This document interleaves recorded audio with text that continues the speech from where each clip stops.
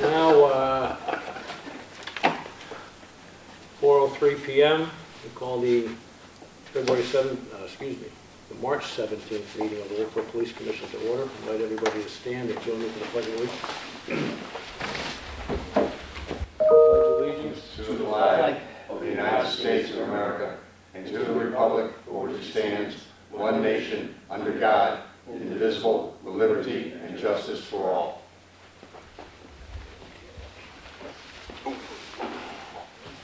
I made a couple of minor changes to the minutes of February 17th. Okay, so again, we will made a couple of minor corrections for the February 17th minutes, regular meeting minutes. So at this time, I'd entertain a motion to accept the minutes as amended for February 17th. I would say that we accept it as amended. Okay, motion is made by Commissioner O'Brien. I second it. Second from Commissioner Coop. All in favor? Aye. Okay, and I do have one, actually I have a couple of items for non-public personnel and litigation. And you, sir? I have one item under personnel. Okay. All right. Very good. This time, Chief, if you'd like to proceed with the monthly reports. I would, sir, thank you. So, gentlemen, the first slide in your deck, and Captain, if you could bring that up on the screen, would be incident cases year to date. And we had a decrease in February, 19.56. So we're down from 46 to 37. Okay, not too uncommon for the month of February. It is usually a quiet month for us. And it is a short month, and 61 total offenses. You gentlemen have the drill down data in there if you want to take a look at that. On the second slide in the deck is going to be arrests year to date 2022, and you're going to see a 32.14% decrease from 28 to 19. Again, not inconsistent with the month of February. You gentlemen have all of the arrest reports. And just by way of explanation, just so everybody at home who's watching us knows, we average, if you look at all of our arrests throughout the 12 months, and generally speaking, this is the way it works. You know, we're about 31, 32 arrests on average a month. So about one a day is what we average. Obviously, during the winter months, we're a little short of that. During the summer months, we make up in June, July, August timeframe. Collisions, we had a 33% increase from 15 to 20. It's a 33.33% increase. You gentlemen do have, and there is a slide on here, accidents by street name that you'll be able to take a look at, and it's in your drawdown material if you wanted to take do a drill down. But it's what I call all the usual suspects. And they also happen to be some of our more heavily patrolled roads now, so now you know why we're out on those roads. Traffic stops year to date. February had a 28.37% increase, so I hope we're all seeing a trend here, right? In trend analysis, February does have a tendency to be a slow month. And so we're down from 296 stops in January to 212 in February. And just so we're clear, IMC, right, which is our software data program, that is a Massachusetts company, provides a lot of software data throughout the Northeast to a lot of agencies. And and you'll see a chart up here talking about personnel here, and it'll be coming up in a few minutes, and it talks about citations, right? And I just want to be clear, right? Truth in advertising, those are not tickets. Those are motor vehicle stops, right? That the term citations is an IMC term. We're going to work with the company to try to get them to change that term, because for us up here in New Hampshire, it does connotate something a little bit different, not necessarily what they have down in Massachusetts, but it can be misleading, and obviously we don't like that. So moving forward, you gentlemen do have all the drill down material if you want to take a look at a specific stop or you wanted to ask questions about that. And oh, by the way, I think that slide had us at 7 tickets given out, so that's about a 3.3% chance of getting a ticket. So again, that indicates that vast majority of our stops are educational and not punitive, which is an important thing to understand. Next slide in the deck is personnel analysis. This is probably my favorite slide of all, because it gives a real snapshot of where we are in time at a particular point in a year or in a month. And so you see here from January through the end of February where all the officers are. Now, a word of caution, when we look at this and we do the analysis, just remember that we're on rotating shifts, and some officers are on the midnight shift. And although I think that's the most dangerous shift we have, it is certainly not the busiest. All right, so just keep that in the back of your mind, okay, when you're looking at this. Next slide, please. Okay, and this is, as I was talking about, this is your accidents by streets. So if you wanted to take a look at that. Now, I just threw this up there from last year, and I kind of like this. It's kind of a quad chart. And this is from last year. This is from the whole year 2021, and I think I'm going to include this now in every briefing, just in case we want to take a look at where we were at a particular point in time or how we're comparing throughout the course of the year. And then what I will do in January of next year, I will update it and talk about that in my end-of-year conclusionary briefings that will include the preceding 12 months. But I kind of like this slide. It's broken up into quads, and you have citation or traffic stops. You have the officer breakdown. You have the personnel analysis chart, and then you have a look at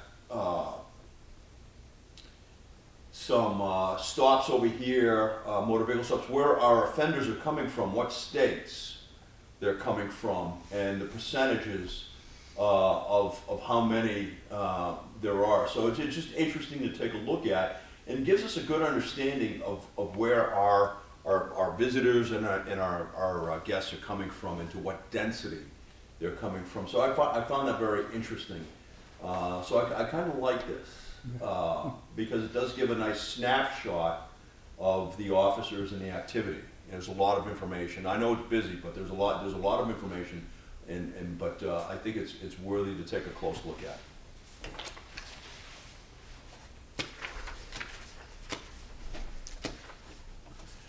Gentlemen, subject to your questions, I'll move on to the chief's items. Okay, that's fine. I'm all set. Bob, did you have any questions? No, I'm good. Sean? I do not. Okay, we are all set. Okay, so under operations, let me back up. Under, I want to thank the public for approving all of our warrant articles. Certainly the town warrant, the operating budget, that was huge, and then passing the warrant articles so we move forward with the design drawings on the new police station. I will talk a little bit about the new police station in this meeting. So I thank you folks very much. That was awesome. In terms of police investigations, prosecutions and operations, the month of February was slow due to a holiday weekend and being in the middle of winter, and the Ospey Circuit Court was closed for 1 week. That was school vacation. Prosecutor continues to work through the incredible caseload created by the courts in terms of their response to the COVID-19 pandemic. And I'm afraid this is going to continue for quite some time. I forecast even into 2023. The court taking a week off in February, of course, does not help either. So just to be clear, what's happened here is because of all the precautions the courts have taken. What they did is they just kicked everything back each month. Just went back and back and back and back, and basically only just started hearing cases not too long ago. So we've got this incredible good 18-month backlog of cases, and then it's complicated when we take February off or we take March off for school vacation week or what have you, and I totally understand that everybody's entitled to their vacations, but it just it complicates the problem. It's like a big accordion at this point, and we're just backlogged. So that's what you have going on. For prosecutions, the month of February saw 11 defendants respond to 11 charges. Of those, 9 pled or were found guilty at trial. 2 were placed on file pending good behavior, restitution, and other classes of counseling as part of their agreement. The conviction rate this past month is 100%, with $4,464 in fines, restitutions, and penalties meted out by the courts. Safety and security matters. February proved to be a busy month for traffic. We're still realizing significant increases in traffic volumes because of a variety of reasons. We believe the population of Wolfeboro has grown a bit beyond the 2020 census, mostly due to the folks escaping the major population centers throughout COVID-19. Interestingly enough, at the town vote on 8 March, this happened to become a discussion. I know the town clerk had brought this up with other people, just by way of discussion. Registering new voters, people are commenting, so I know, people other than myself are commenting on the volumes of the voluminous amounts of traffic they're seeing, new faces coming in to register cars or dogs or pay their electric bill or whatever the case may be. So this is a thing. It is a thing. I suspect traffic to our town will continue to be heavy all season long, so please plan for this in advance and leave a little bit earlier for your destinations. Lastly, during significant weather events, if you don't have to go out, don't. A vast majority of our crashes occur during periods of inclement weather. Plan for needs ahead of time and ahead of these storms. Cancel non-important appointments or events if possible. Please be safe. Stay off the ice unless you know for a fact the ice can support your weight. There was a recent fatality of a 70-year-old on the ice in Wolfeboro when his truck crashed through the ice. So again, this is not the first time this year we've had a truck go through the ice. I know the captain on the coldest day in January or February was driving on Route 109 East and thought he saw a German U-boat breaching the ice in the middle of Lake Wentworth, but in fact it wasn't a German U-boat, it was an automobile that had gone through the ice. And so these things do happen. So even in the coldest of periods, the ice may not be stable, and it's very dangerous out there. And I think all of the 9 jumpers will tell you that cold water is shocking to the system. Absolutely shocking. I do have a question. It can be paralyzing. And when we do it, we take a great deal of precaution. We have operations orders. We put rescue swimmers in the water. We have a very talented fire rescue team out there. We set up medical aid stations. We have ladders into and out of the water. And so we have the warming trailer, and we raised the ambient temperature around that area with those propane heaters. So we take a lot of precautions because safety is important, right? And safety should be part of every operation that we do. So in any event, I throw that out there. Stay off the ice. And right now the ice is very thin. I've been warning about this. The ice has been unstable the entire year, and just be careful. And if you're doing any work right now around the water, you have to take extra precautions. So, Mark, or Chief, how did we do Saturday with the weather? I know we had some motor vehicle accidents. Were there many? yes, there were quite a few. We had 4 that I recall from the shift summary. Yeah, we were very busy. Yeah, the roads got very The route, and that was only 3 inches of snow. Yeah. But the problem is, and this is where I say sometimes you just have to be a little bit smarter than the average bear when you're looking at these weather forecasts. The wet weather comes in, right? In this particular case, it was rain, and then the temperature dropped and it turned to snow. And what you had was, you had icing on the roads, if you will. Right. They were wet, and then the roads began to cool, and that formed a lot of ice, and then you had snow on top of it. Now you have zero coefficient of friction. Yep. And you see it when vehicles cannot get up Kionka Hill, or they can't get up Brickyard Hill. There's not enough traction. And you know what? There isn't going to be enough traction until you get sand or salt on the road to move that coefficient of friction value up. And Yeah, we had some bad accidents. We had a lot of spinouts. And Sunday morning, going up 25B out of Center Harbor, there was still conditions there, and there was a Hannaford tractor trailer stuck about halfway up the hill. Yeah. I don't know which way he was going.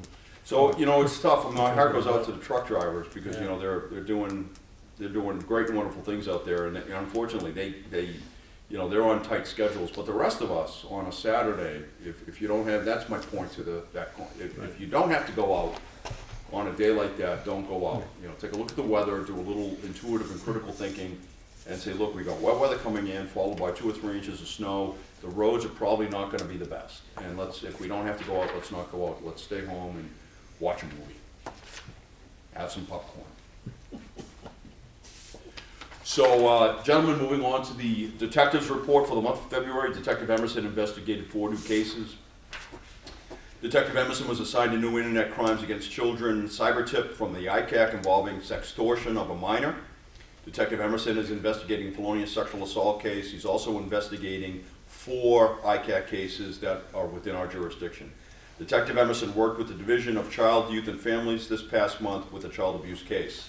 Detective Emerson went to Berlin, New Hampshire, where he executed a search warrant and searched a resident with officers from the Berlin PD and other federal and county agencies.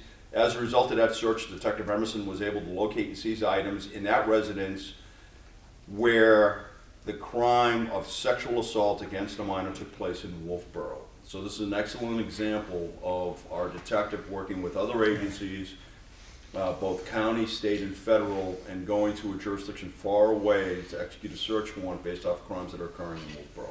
This is exactly, he's doing he's doing a lot of really good work, so I'm very, very proud of Detective Emerson. He's definitely hitting some home runs out there. Cases assigned, investigated, 1 runaway juvenile case, 1 child abuse case, 1 sextortion of a minor case, and 1 theft. Percentage of cases closed this month is 25%. Percentage of new cases closed by arrest during the month is 0%. And percentage of entire case load closed year to date is 62%. So not bad. He's definitely a busy guy. You have the drill down material that outline gives you a little bit more fidelity on what he's doing. And but he's definitely a busy guy. And he's also, I want to also mention, he's also one of our evidence technicians. So when he's not busy doing investigations, he's working in the evidence room, and I see him in there a lot, getting rid of evidence, getting evidence down to the lab, getting evidence over to one of the 2 prosecutors' office, whether it's Tim Morgan or it's the county attorney. And of course, as you know, there's a whole process on chain of custody that has to be maintained to preserve that evidence. So he's a very busy guy. Moving on to the SRO report. February was the 6th month of school for SRO Mary Devine. With 18 full days of school in the month, SRO Devine responded to several incidents in the high school and middle school. SRO Devine wrote 1 arrest report and 6 incident reports. She also went to the Carroll County Family Division District Court as a witness for a criminal threatening case at the middle school. She participated in meetings regarding the Kingswood's Next Step team. Incidentally, SRO Devine participated at the Kingswood Youth Center with a discussion regarding drug prevention. In fact, she's just invited me to come speak to the students up at the high school. I'm looking forward to this. She's going to give me a date on technical crash reconstruction, applied math, and physics. So That won't put him to sleep. So I'm really looking forward to that. I love going to both Brewster Academy and Kingswood to give presentations like that. So looking forward to that. This past month, a report was taken of an assault at the middle school for which diversion with the White Mountain Restorative Justice program is in process.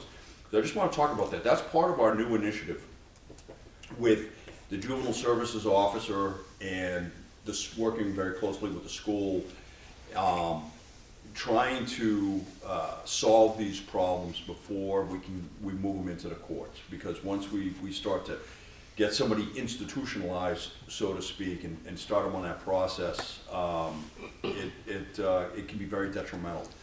So that it's moving in the right direction. It's a slow process. The criminal justice system, just for all of our viewers, the criminal justice system, and please understand it, and this is probably going to anger some people, it was never designed to be expeditious. It was never designed to be quick, and it was never designed with the victims in mind. it wasn't, right? So don't think that. It was designed to be slow and methodical, and it was designed to protect the rights of the accused. Let me say that again. It was designed to protect the rights of the accused. And that includes the juveniles, our juvenile offenders, which that process moves even slower than the adult process, which moves at the speed of a snail. So, so there was a real reason why that system was. It's not that it's inefficient. It's not inefficient. It's designed to be slow because it's designed to protect the rights of the victims, of the accused. And sometimes that may be difficult to swallow, right? But that is in fact the way the system was designed. It's an adversarial system, and because of that, it moves very slowly. And but that's the system we have. So this past month, a report was taken of an assault at the middle school, for which diversion with the White Mountain Restorative Justice Program is in process. Also, Divine took 3 reports from students regarding incidents that happened in other jurisdictions. Those reports were then forwarded to the responsible investigating agencies outside of our jurisdiction. A motor vehicle accident was reported on campus after the school was let out, and Officer Divine investigated that. SRO Divine and members of the police department were called to assist in finding a student who was a habitual runaway and had run away from campus. The student was located safely. Additionally, she investigated 3 incidents regarding possession of vapes, that's vaping devices, in possession of students on campus. 2 were issued warnings as they were first offenders and received in-school discipline, which is what we want. One of the offenders was issued a summons as it was his 2nd offense and had previously been issued a warning. And then you gentlemen have the drill down data in her chart if you wanted to take a closer look at material. Gentlemen, subject to your questions, that's all I have. Okay. Yes, with your permission, I will like to talk about, if you can bring it up on the computer, I would like to talk, just spend a little bit of time talking about the public safety building. Okay. And Captain, if you can do your voodoo witchcraft there and get these slides brought up on the screen. Why does it run? It seemed to flash, but. There you go.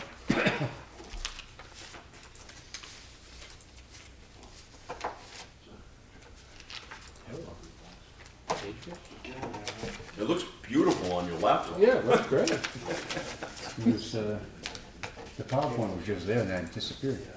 Down at the bottom. Yeah, so this isn't, that was the other PowerPoint. I just got this from the email, but it's not popping up. Well, they're working on the technical equipment over here. Our next meeting will be here in the Bradley Room of the Public Library on Thursday, April 21st, and that will be at our 4:00 p.m. normal start time. And we do have our rep from the Board of Selectmen, Luke Freudenberg. Luke, do you have anything that you'd like to share with the commission, or any questions of us? Or I just was happy that, all the warrant articles got passed, including the plans for the public safety building. So, really good news there. Thank you. Okay. And we also have our liaison from the Budget Committee, Tom Bell. Tom, anything, questions, or? The same sentiment as Luke about how smoothly things went with the budget being pulled together well and all the supporting evidence. It was very meaningful in terms of getting approvals. On a sad note, I don't know if the commission or the department knows that Ron Goodgame. We are aware of that, yes. We learned of that yesterday. But otherwise, I have nothing else. Okay. Yes, I will just reiterate what Tom said, that the commission and the staff of the police department were very saddened to learn yesterday of Ron Goodgame's passing.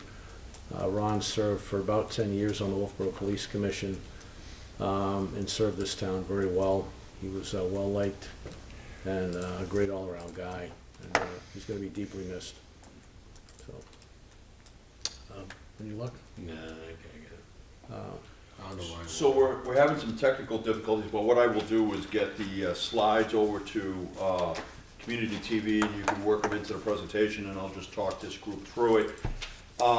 So we have a public safety building meeting coming up on the 21st of March.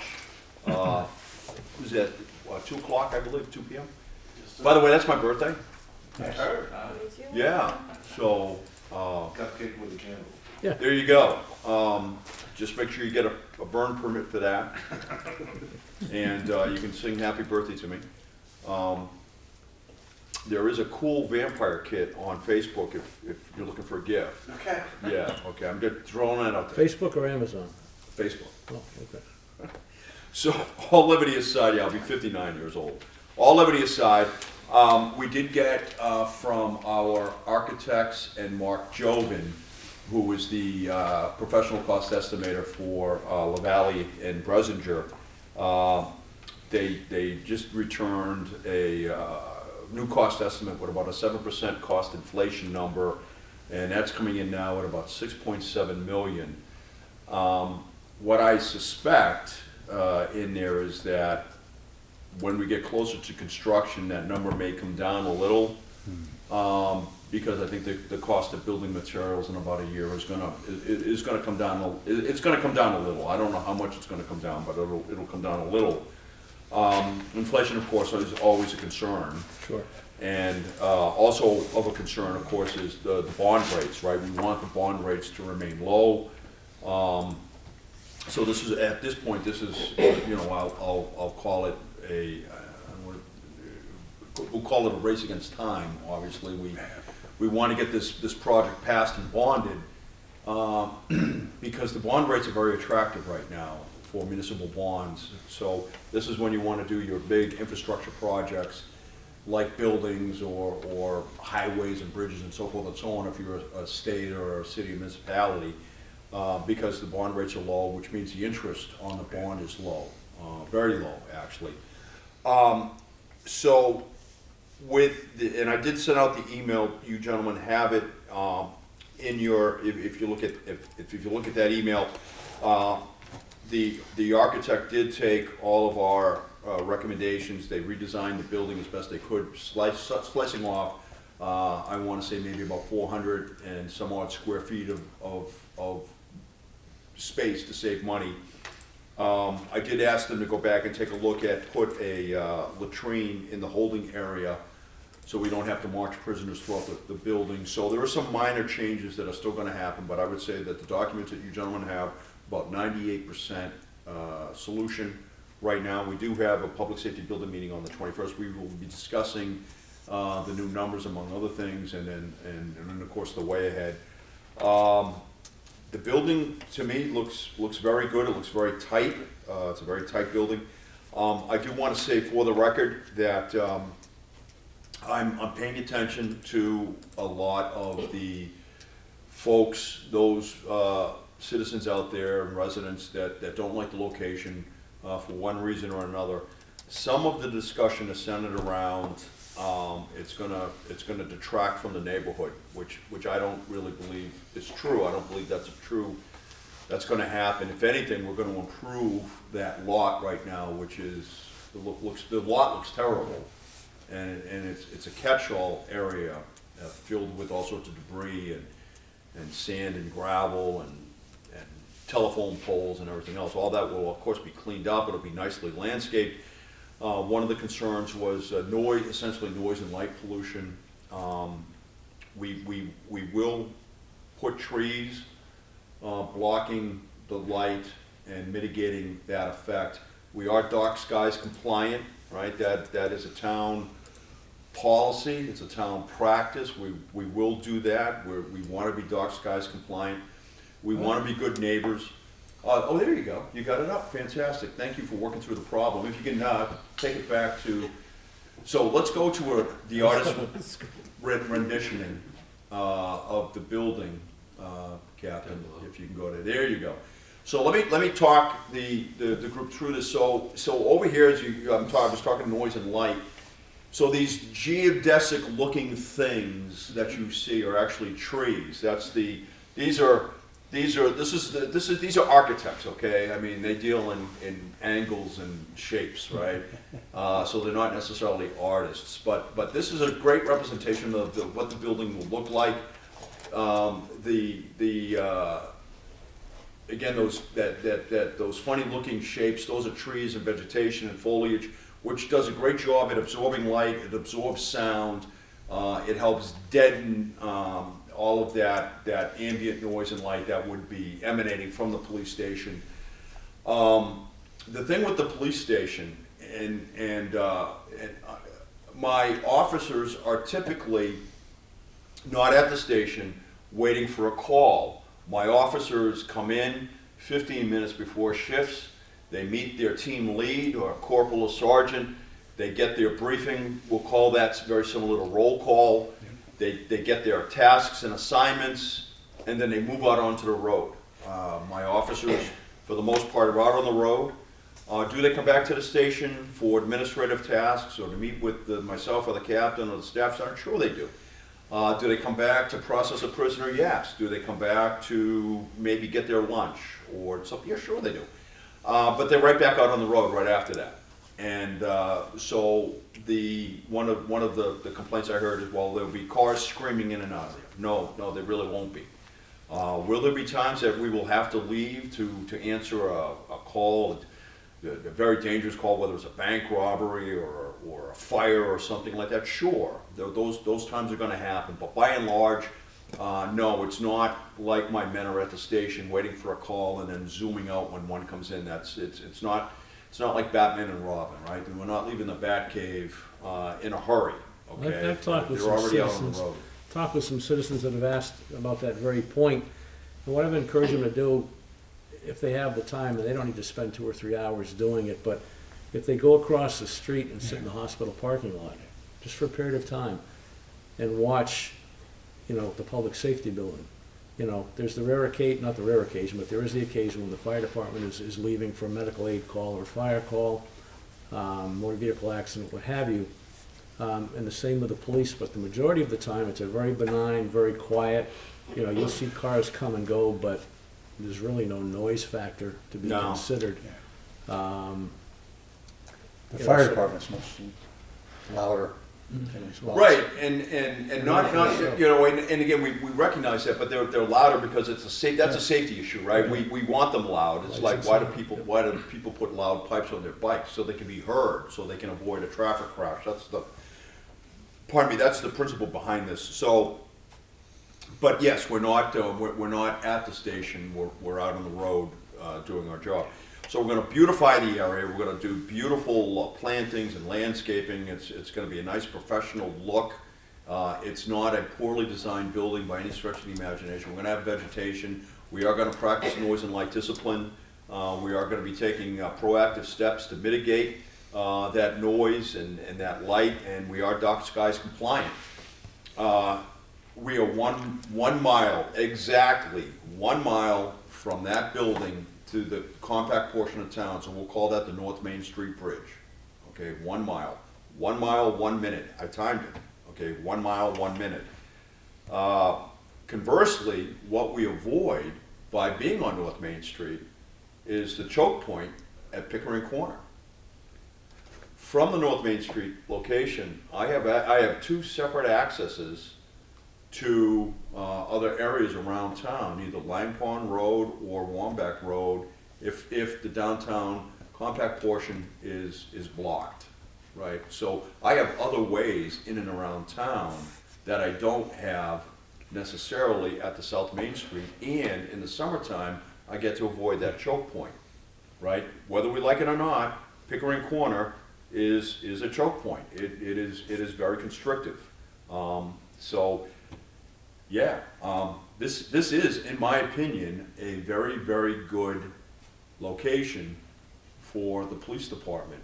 And I know that some people don't necessarily like change.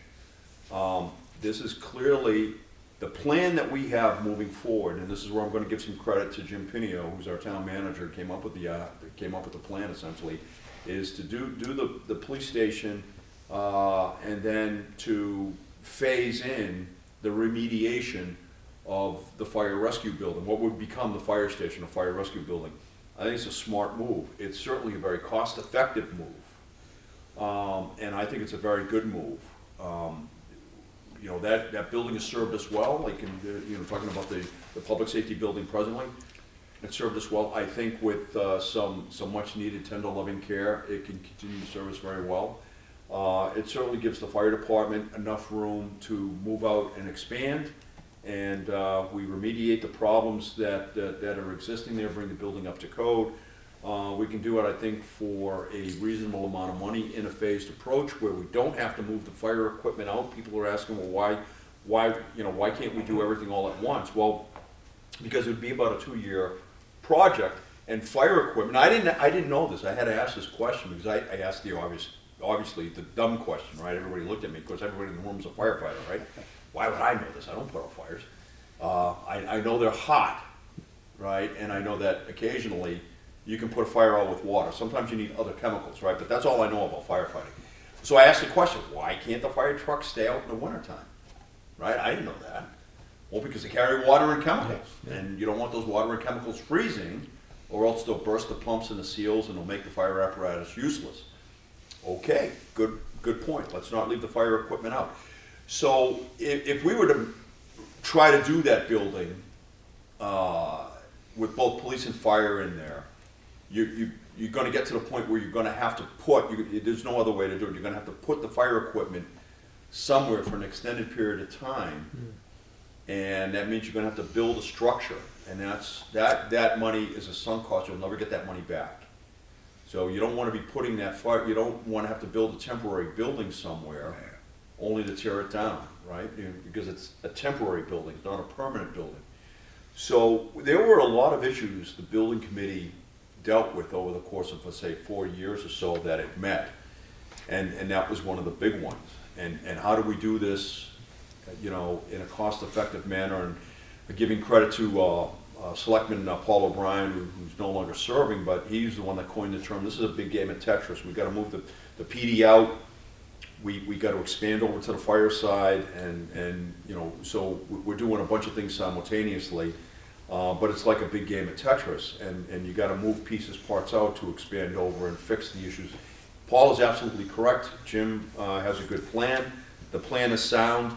We looked at a lot of locations to include, the area out on 109A, and unfortunately, it's just too close to a potential blast radius. If there's ever a propane leak or a fuel oil leak, we have problems there, and you don't want to put what I think is the gem of our public safety, right? You don't want to put the communications facility or the police department in close proximity to a blast radius like that. That would be a bad move. That wouldn't be good.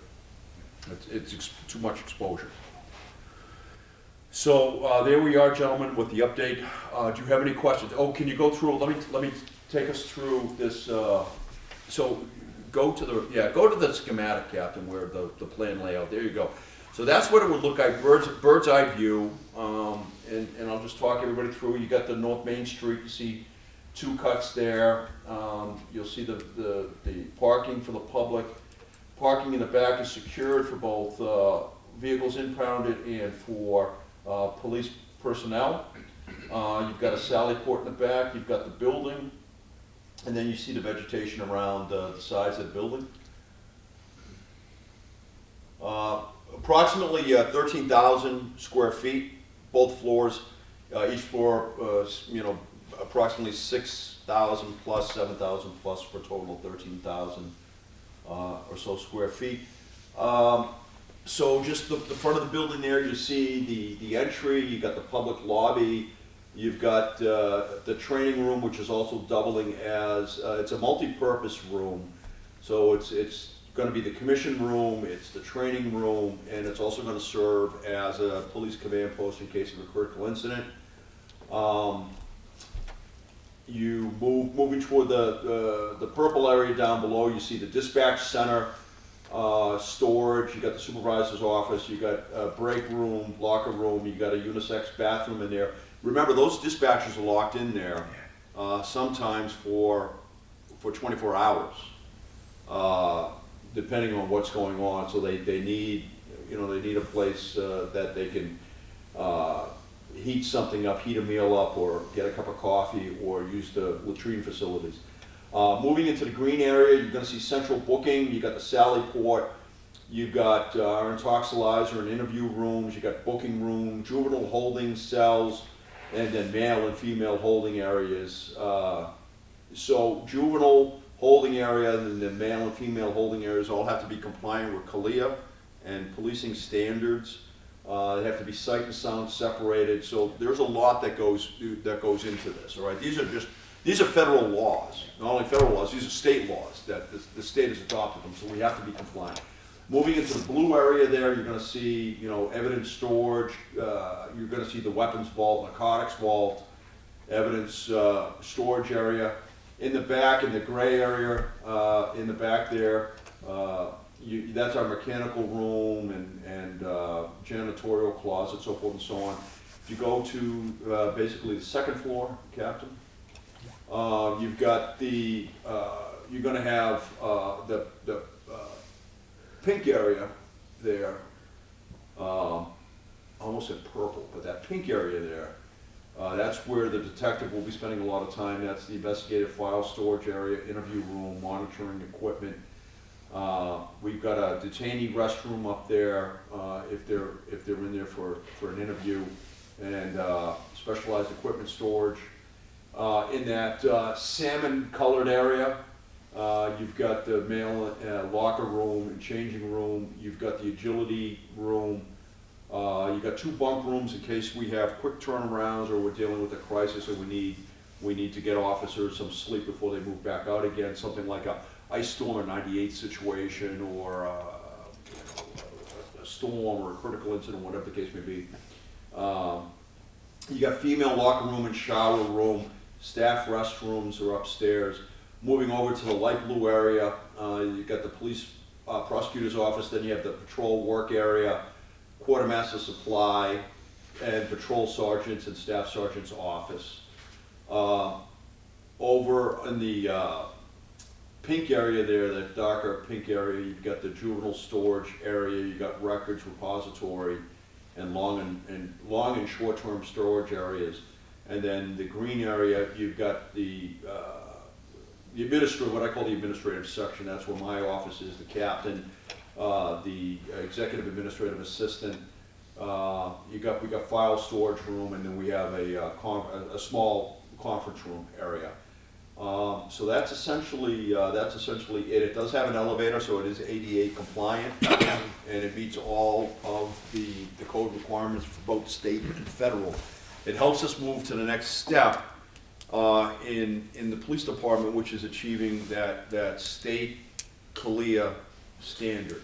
All right, and that's really the next big hurdle that I've got to tackle as a chief of police, is getting us to the CALEA standard. Now, let me be clear on that. That is really, at this point, remember a couple of years ago they had the reform committees here in the state on police reform. That was adopted by the governor's executive council. The governor is supporting it. The attorney general has recommended that no matter how we feel about that, that's what's happened. So we're getting CALEA, we're getting body cams are going to be coming, and it's a reality. So that is the next big hurdle that we have to get over. We have to get that CALEA certification and get that behind us, and that means that everything that we do is now going to be at the state recognition level. Now, my understanding is that the police academy director has been directed to come up with a state CALEA level certification program, and I know that's in the works right now, and that eventually is going to be a requirement. So more to follow on that, but this building could not come at a better time, and it's going to help us achieve all of those goals and objectives relative to being compliant with what the Attorney General and the Governor obviously feel we need to be compliant with. And I'm talking about the whole state now, not just Wolfeboro, but the entire state. I know the state police are moving to body cams this year. So they're fielding it, they're doing it in phases, so they can manage the cost. It is very, very costly. Oh, yeah. So, and that's coming for us, folks. That's coming for us. All set? I am, gentlemen, Okay. subject to your questions. No, I think that was good. We've got to keep educating as much as we can, keep things.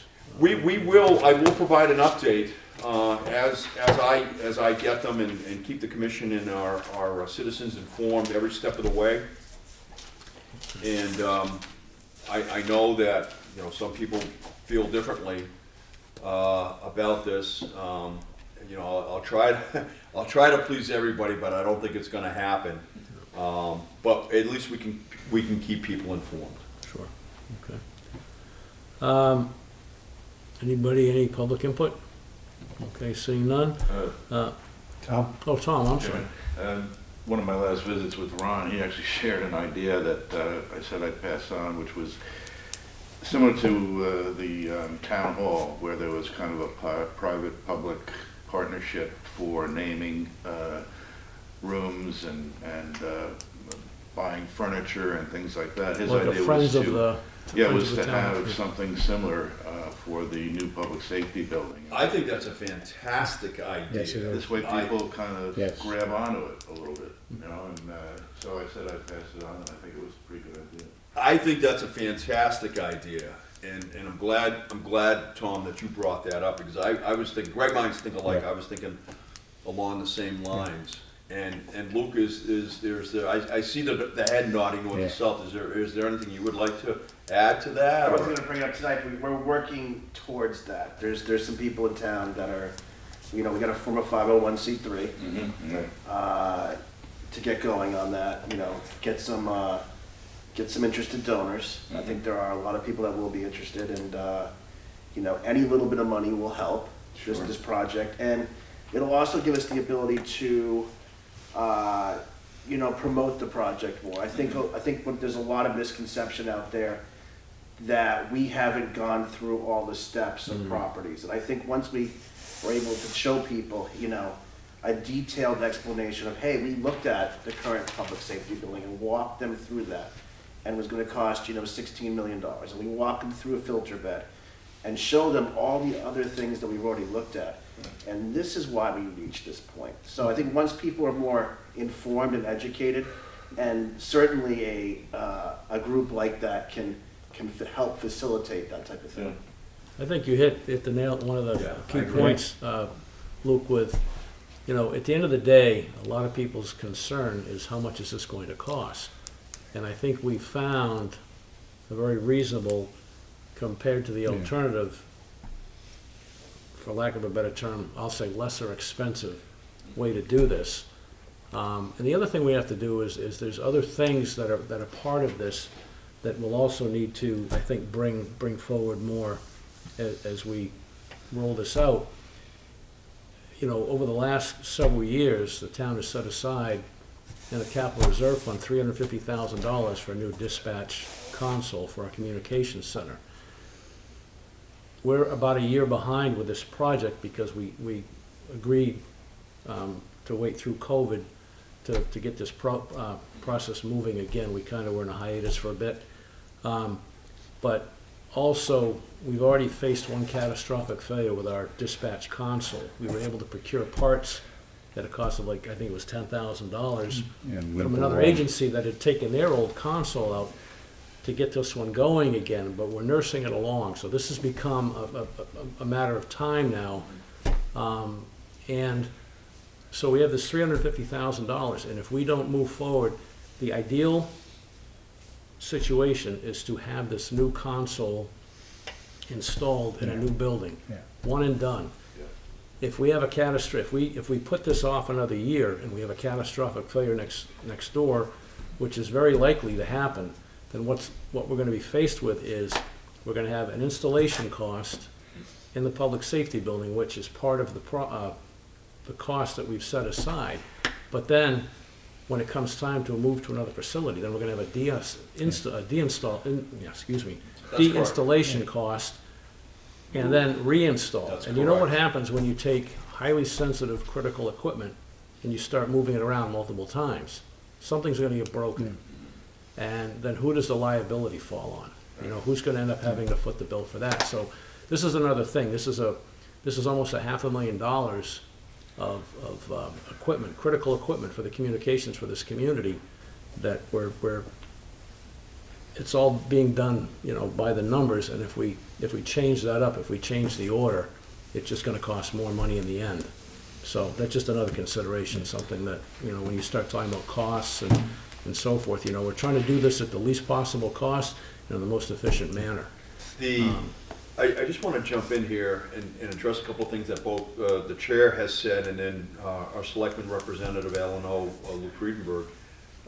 First is with the respect to locations. Now, this committee that has formed, we've had 2, sometimes 3 select members on that board. We've had always 2, sometimes 3 members of the budget committee. We've had myself, the captain, the fire chief, the deputy fire chief. We've had 2 citizens at large on that committee. And we've been looking at every conceivable option. People, you know, and sometimes on Facebook, I will say that people can be sometimes, you know, mean-spirited, and perhaps they don't mean to be, but you know, they can use pejorative terms or phrases. And yes, I will just say that yes, we did look at the bank building, but because we're a government entity, we can't move as quickly as a private entity can, and we have to do things correctly and within the law. We have to follow the law. So, but yes, we did look at the bank building, and we were interested in that. Unfortunately, that building was bought out from under us. Yes, we did look at the Zimmerman property on Center Street there at Clark Plaza. We like that. Unfortunately, that owner will not sell to the town. They want a commercial enterprise to go in there. Okay, that's their prerogative. We looked at areas along Filter Bed Road. We looked at 109A a couple of different times. We looked at our current site a number of times. We looked at the 7-Eleven site a number of times. And I will say that there were significant issues with each one of those parcels of property.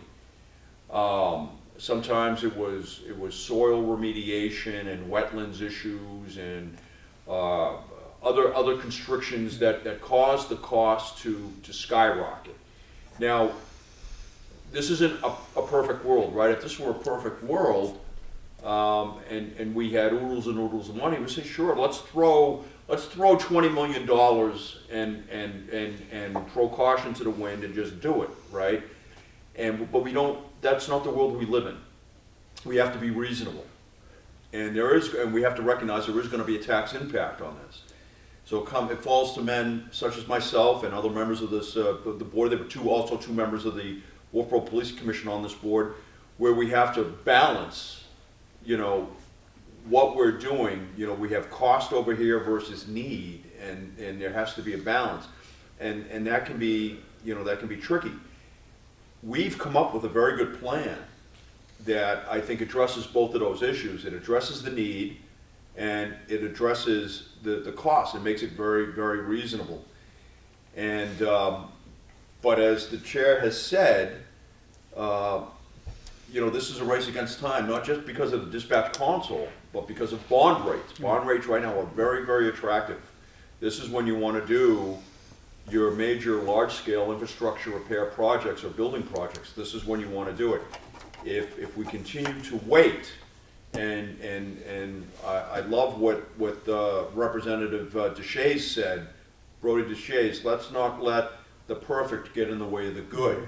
And I think that was a very apropos statement, because if we do that and we're waiting for the perfect location, which by the way we'll never find, we'll never find that, because there's always going to be some group that's going to take issue with that. The bond rates are going to continue to increase, and then it's going to become cost prohibitive, and then that raises a whole host of other issues. So yes, you're right. This is a race against time. And I think, one more point to piggyback what you just said, you know, there's been a lot of different sites looked at. There's actually been 2 different configurations That's right, on each one. of the building Yes. designed, and then on this particular one, Catherine, if you could just show the thing of the first floor, for example.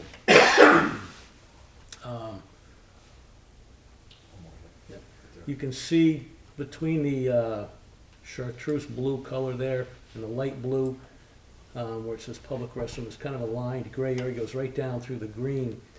That's a section of building that we shaved out, if you will, to try to meet a request to downsize the square footage of the building. But then, as the chief stated, you know, we're messing with the geometry of the building. And then you end up, you know, if you go too far, then you've got to redesign the entire building. We stopped there because we realized that the more and more you try to chop things up just to hit a specific number, the more impactful it is on your square footage and your functionality and your ability to operate within the structure. So, but each time changes are made, that's more money. And we're trying to avoid that too. So, just something to think about. Very good point. That is very true. Okay. If there, anybody else have anything? Bob? John? Chief? Captain? Oh, sir. Okay, at this time then, I will entertain a motion to enter into non-public session under 91-A for personal and litigation matters. I move we go to non-public session. Moved by Commissioner O'Brien. I second We have a second by Commissioner Coop. We take a roll call vote. Commissioner O'Brien? Aye. Commissioner Coop is a yes, and Commissioner Wu is a yes also. We stand in recess while we clear the room.